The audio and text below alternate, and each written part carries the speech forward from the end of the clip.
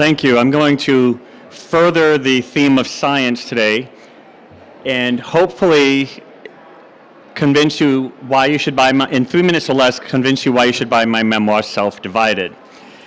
Excerpts of this book have won numerous awards, nationally and locally, including Minnesota State Arts Board Grant Award, University of Texas Gulf Coast Literary Nonfiction Prize Award, and it is the 2020 Howling Bird Press Prize Award winner for nonfiction. On my 25th birthday, my doctor told me that I tested positive for HIV, and he told me I had 3 to 6 months to live. And that was at a time when there were little options available for those of us living with HIV, and a time when my body became rapidly resistant to many of the medications that were available at the time. So for the next several months, I experimented through numerous drug trials and other types of clinical trials, each offering some type of promise. And it wasn't until the middle of 1995 where I was admitted into a different kind of study. That study was an identical twin gene therapy study out of the National Institutes of Health in Bethesda, Maryland. And the lead study coordinator, believe it or not, was the very now famous Anthony Fauci. And while it's true that I am gay, Self-Divided is not a gay memoir. It's also not an AIDS memoir, even though HIV and AIDS is used to tell the story of a much larger narrative. Instead, Self-Divided is a story about identity. It's about how we can claim our own individual identities when we are always a part of someone else's identity. I use the metaphor of my identical twinness to raise the question of how we become our own unique selves when we are constantly shaped by other selves around us.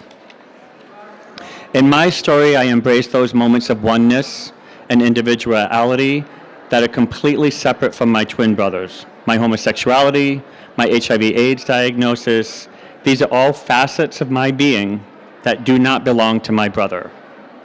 And only then, when I come to fully embrace myself, my own separate identity, completely separate from him, do I find myself at the end of this memoir being infused with 10 billion of his genes, his genetically modified genes, which I carry with me to this day. It was challenging for me to revise this memoir because I actually started this many, many years ago, and it was challenging for me to revise this memoir at a time when we are now faced with another virus among us. And as I write in the prologue, I marvel at how far medical science has come. Even as I recognize how much farther it needs to go, it is admittedly very challenging to go back to a time when I was faced with an undefeatable virus, writing today during the COVID-19 pandemic, when the entire world is now faced once again with a seemingly undefeatable virus.